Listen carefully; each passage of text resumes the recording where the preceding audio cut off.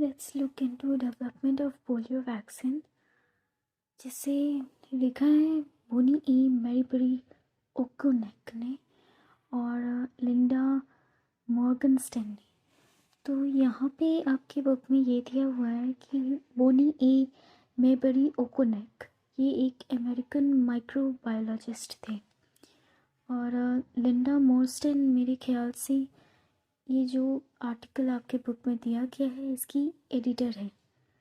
तो जो development of polio vaccine है इसमें आप देखेंगे कि किस तरीके से पोलियो वैक्सीन का डेवलपमेंट हुआ है।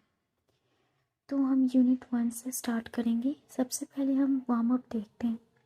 वार्म अप में लिखा गया है पोलियोमाइलाइटिस और polio is an acute viral infectious disease that spreads from person to person primarily via the faecal oral route. तो यहाँ पे ये लिखा गया है कि पोलियोमाइलाइटिस जिसे हम पोलियो कहते हैं ये एक एक्यूट का मतलब कि बहुत ही ज़्यादा गंभीर वायरल यानी कि जो वायरस से कॉज होता है, जो बीमारी वायरस की वजह से फैलता है, और इन्फेक्शियस यानी कि जो संक्रमित बीमारी होती है जिसका संक्रमण किसी को हो सकता है, यानी कि जो पर्यावरण है उसके थ्रू वो ट्रांसमिट हो सकता है।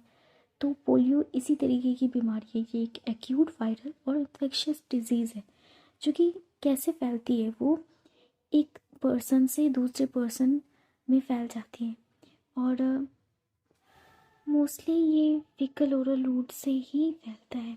फीकल ओरल रूट का मतलब ये हुआ कि जो सॉरी जो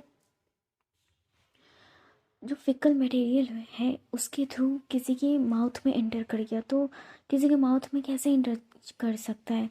या तो ये हो सकता है कि वो जो मल होगा, जो फिकल मटेरियल होगा, उससे उसने जो भी पानी पिया होगा वो कंटामिनेटेड होगा, या फिर उनका जो खाना होगा वो कंटामिनेटेड होगा, या फिर उन्होंने प्रॉपर हाइजीन नहीं रखा होगा, या फिर किसी ऐसे इंसान के कांटेक्ट में आए होंगे और हाथ वगैरह मिलाया होगा और प्रॉपरली हाथ नहीं धोया होगा, जिसको पहले से पोलियो ने इन्फेक्ट कर रखा हो। Polio is a very serious disease which can lead to paralysis और इवन डेथ। पोलियो बहुत ही ज़्यादा गंभीर बीमारी है और इसकी वजह से क्या हो सकता है, पैरालिसिस हो सकता है और इंसान की डेथ भी हो सकती है। At one time polio was one of the most dreaded childhood illness of the 20th century. dreaded का मतलब होता है बहुत ही ज़्यादा भयानक। तो एक समय था 20वीं शताब्दी में जब पोलियो बहुत ही ज़्यादा भयानक बच्चों में होने वाली बीमारी थी। The disease caused severe illness in thousand of children and even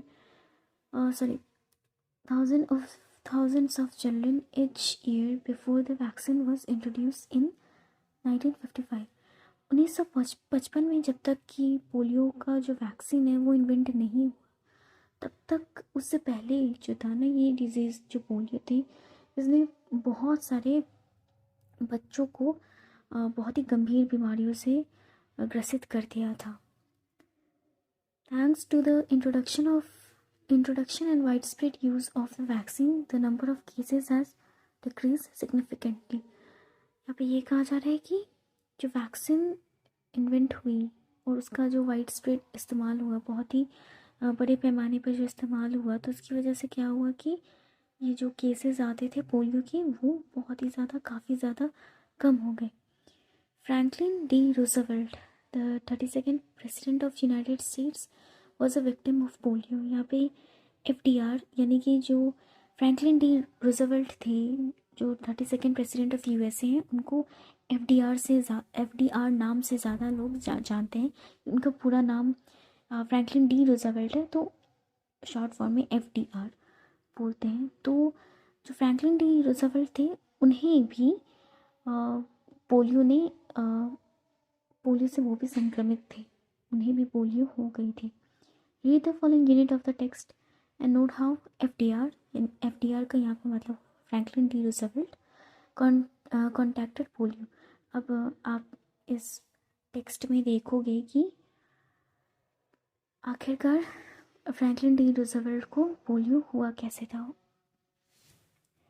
in 1921 outbreaks of poliomyelitis plagued America. तो यहाँ पे ये लिखा गया है कि जो पोलियोमाइलाइटिस है इसका प्रकोप पूरी अमेरिका में फैल गया था। ठीक है, प्लेग्ड का मतलब होता है कि जो चीज़ आपको बहुत ही ज़्यादा कष्ट दे रही हो। तो अमेरिका में पोलियोमाइलाइटिस फैल गई थी, उसका आउटब्रेक हो गया था। आउटब्रेक यानी कि उसका प्रकोप हो गया था और वो पूरी तरीके से फैल गया था पूरे अमेरिका में और बहुत ही ज़्यादा परेशान कर रहा था वहाँ के लोगों को। That summer young politician named Franklin Delano Roosevelt, ये FDR का जो फुल नेम है वो है Franklin Delano Roosevelt, was vacationing with his family at their Campobello estate. यहाँ पे ये कहा जा रहा है कि उस साल यानी कि 1921 का जो समर था, जो गर्मियों का जो मौसम चल रहा था, उसमें एक बहुत ही यंग पॉलिटिशियन, एक बहुत ही नौजवान पॉलिटिशियन जिनका नाम था फ्रैंकलिन डेलानो रूजवेल्ट, वो अपनी फैमिली, अपने परिवार के साथ उनका जो कैंप बेलो में उनका जो ज़मीन था वहाँ उनका घर था। कैंप बेलो में जो घर था उनका, वहाँ पे वो छुट्टियाँ बिता रहे थे अपनी फैमिली के साथ। After an exhausting day fighting a local forest fire, taking a cold swim for relief, and then lounging in his wet swimsuit at home, he went to bed feeling as though he had contracted a cold. In a few days, Roosevelt found out that he had polio. तो यहाँ पे ये कहा जा रहा है कि हुआ क्या था उस दिन ये हुआ था कि वो जहाँ पे छुट्टियाँ बिताने के लिए गए थे, उनकी जहाँ पे जो कैम्पबेलो का जो घर था, उनका कैम्पबेलो एक जगह है, तो वहाँ पे उनका घर था। तो वहाँ पे जब वो छुट्टियाँ बिता रहे थे तो आसपास कहीं पे जो जंगल थे उसमें आग लग गई थी। तो उसको वो दिन भर उसी में उसको बुझाने में वो लगे रहे और बहुत ही ज़्यादा एग्जॉस्टेड हो गए थे, यानी कि बहुत ही ज़्यादा थक गए थे। इसीलिए वो रिलैक्स करने के लिए स्विमिंग पूल में गए और वहाँ पे स्विम किया उन्होंने। वो वहाँ पे तैरे, स्विमिंग किया और उसके बाद वो थोड़ा सा आराम करने के बाद वो चले गए सोने के लिए। और उन्हें ऐसा लग रहा था कि शायद उन्हें सर्दी जुकाम हो गया है। लेकिन कुछ ही दिनों में रूजवेल्ट को ये पता चला कि उन्हें पोलियो हो गया है। लाउंजिंग का मतलब होता है रिलैक्स करना, आराम करना। तो वो स्विमिंग करके वो चले गए अपने घर पे, अपने जो उनका गीला स्विम सूट था उसको पहने हुए वो आराम करने। और उसके बाद वो जब बिस्तर पे गए सोने के लिए तो उन्हें ऐसा फील होने लगा कि उन्हें थोड़ा सर्दी जुकाम जैसा महसूस हो रहा है। लेकिन कुछ ही दिनों में उन्हें ऐसा पता चला कि उन्हें पोलियो हो गया है। As it did with Roosevelt, polio can strike quickly. जैसा कि रूजवेल्ट के साथ हुआ, पोलियो जब किसी को होता है ना तो वो बहुत ही क्विकली अटैक करता है। स्ट्राइक करने का मतलब होता है अटैक करता है। The virus enters the body by nose और mouth and travels to the intestine where it incubates. जो पोलियो वायरस होता है वो इंसान के बॉडी में चल जाता है, या तो नाक के थ्रू या फिर मुंह के थ्रू, और जैसे ही वो एंटर करेगा वो बॉडी में सीधा इंटेस्टाइन में जाएगा, यानी कि आंतों में जाएगा। और आंतों में जाने के बाद वहाँ पे वो जो वायरस है वो इंक्यूबेट करता है। इंक्यूबेट करने का मतलब वहाँ पे वो पनपता है, रिप्रोड्यूस करता है। A few days later, most patients are either asymptomatic or they experience flu-like symptoms such as headache, nausea, vomiting and fever। जैसे ही वायरस अगर किसी भी इंसान के शरीर में गया, पोलियो वायरस, तो क्या होता है ना, ज़्यादातर केस में या तो इंसान को कोई सिम्टम्स ही नहीं नज़र आते हैं, एसिम्टोमेटिक होता है। एसिम्टोमेटिक का मतलब कि कोई भी लक्षण नज़र नहीं आते उस बीमारी के। या फिर ऐसा होता है कि जो फ्लू होता है ना, जब किसी इंसान को सर्दी बुखार जब हो जाता है, तो उस वक्त जिस तरीके के लक्षण होते हैं, जैसे कि सर दर्द, जी मचलाना, उल्टी होना, बुखार लगना, तो इस तरीके के जो लक्षण हैं वो नज़र आते हैं।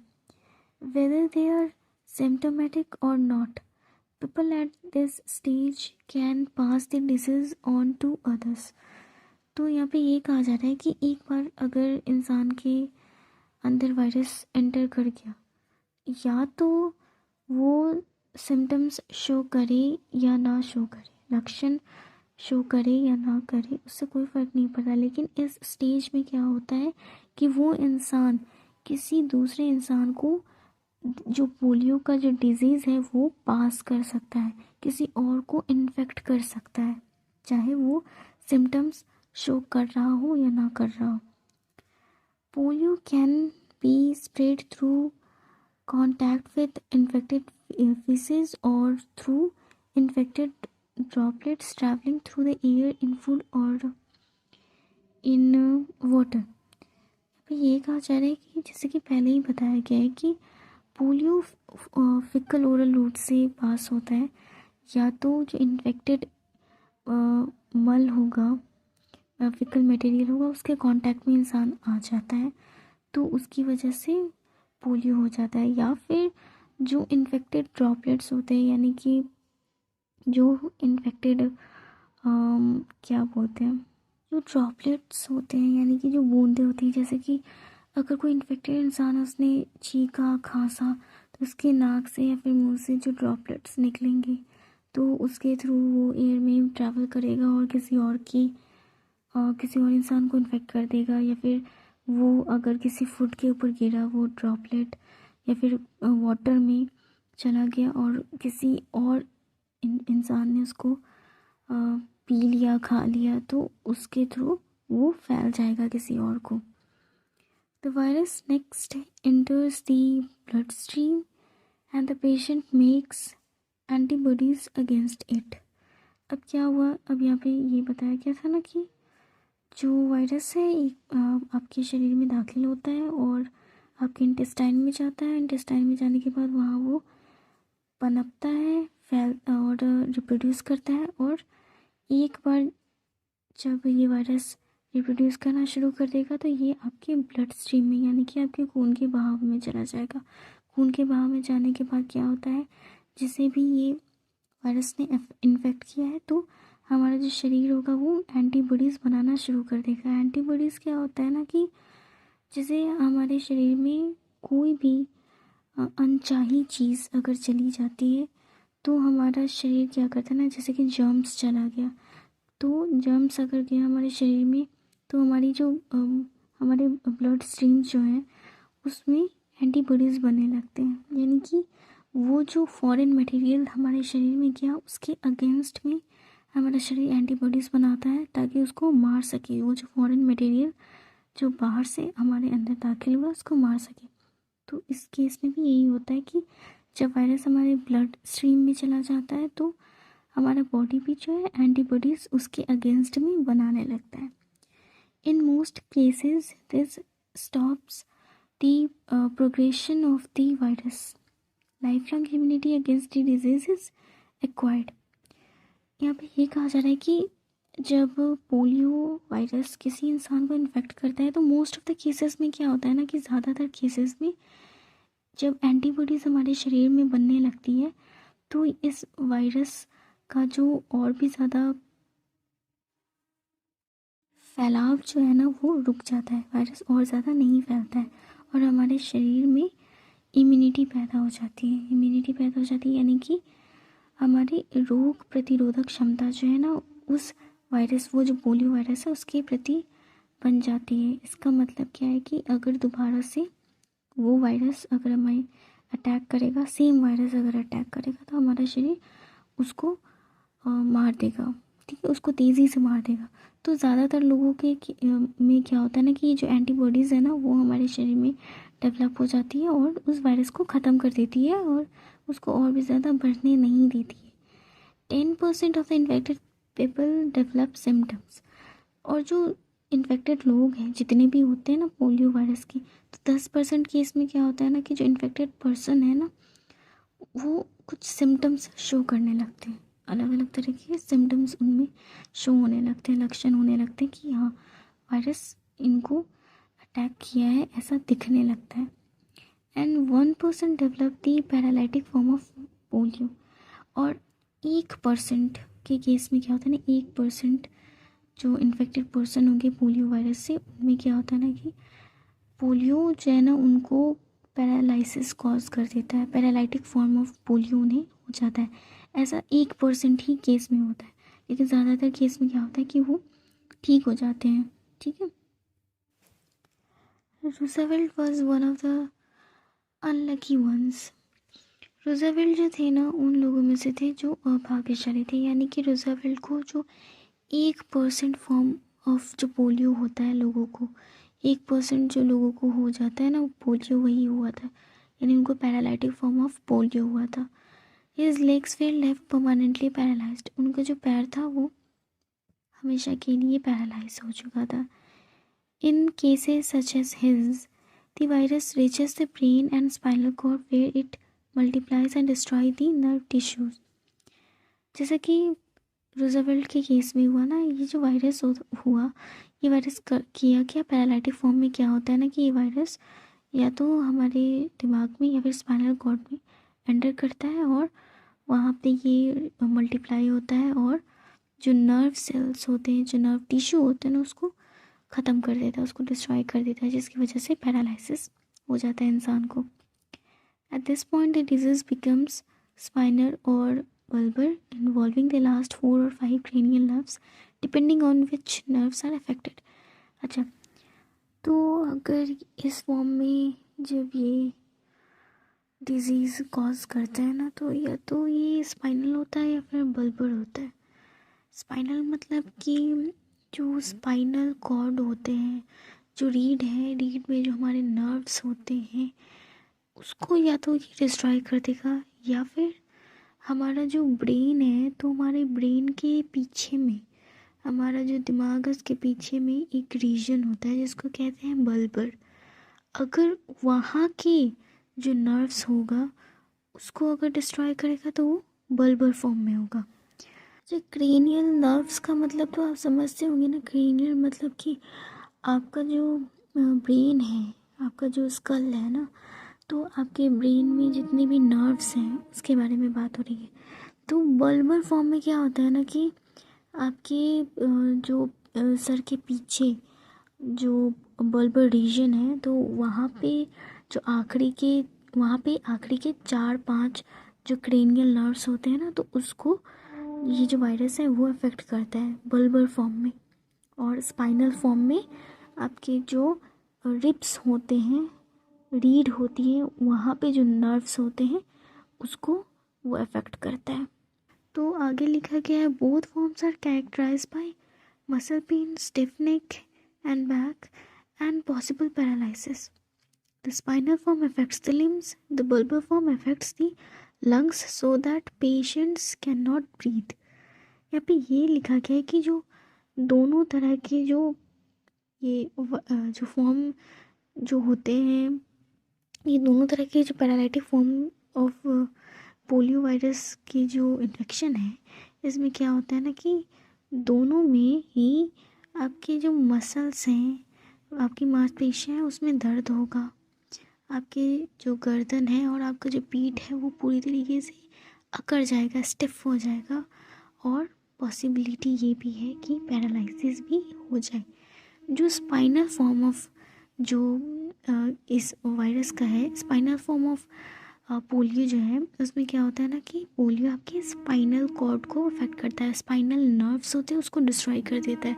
तो उसमें क्या होगा कि आपके जो लिम्स हैं, यानी कि जो आपके पैर हैं, हाथ हैं, उसको वो अफेक्ट करेगा और उसमें पैरालिसिस कॉज कर देगा। ठीक है, यानी पैरालिसिस का मतलब क्या होता है कि आप अपनी उस पार्ट को आप कंट्रोल नहीं कर पाते हो, क्योंकि आपकी जो नर्व्स हैं वो काम नहीं कर रही हैं, वो कंट्रोल नहीं कर पा रही हैं। ठीक है, और जो बल्बर फॉर्म ऑफ जो होगा पोलियो, उसमें क्या होगा ना कि उससे आपके जो ब्रेन के जो पीछे वाला पार्ट है उसमें उसको अफेक्ट करेगा, उसके नर्व्स को डिस्ट्रॉय करेगा, जिसकी वजह से क्या होगा कि जो भी मरीज़ है उसको सांस लेने में तकलीफ़ होगी, उसके लंग्स को अफेक्ट करेगा और सांस लेने में तकलीफ़ होगी। After a severe attack of polio in its paralytic form there is no treatment of the disease itself. ठीक है, यहाँ पे ये कहा जा रहा है कि जब पोलियो पैरालिटिक फॉर्म में अगर किसी को हो जाए तो इसका कोई भी इलाज नहीं है, इसका कोई भी इलाज नहीं किया जा सकता है। अगर एक बार पैरालिटिक फॉर्म ऑफ पोलियो अगर किसी को हो जाए, पोलियो अटैक इस तरीके का हो जाए जिसमें पैरालिटिक फॉर्म ऑफ पोलियो है, तो उसमें कोई भी ट्रीटमेंट नहीं किया जा सकता। Although symptoms such as muscular paralysis can be helped with physical therapy। लेकिन जैसे जो मसल्स में जो पैरालिसिस हुआ है उसका फिज़िकल थेरेपी किया जा सकता है। फिज़िकल थेरेपी में क्या इन्वॉल्व होता है? फिज़िकल थेरेपी में होता है कि एक्सरसाइज के थ्रू जो पेशेंट है उसको ठीक करने की कोशिश की जाती है, मांसपेशियाँ होती हैं उसको ठीक करने की कोशिश की जाती है एक्सरसाइज के थ्रू। लेकिन ऐसे उसका कोई और ट्रीटमेंट नहीं होगा अगर एक बार पैरालिटिक फॉर्म ऑफ पोलियो हो गया किसी को। तो how much a person will recover varies from individual to individual.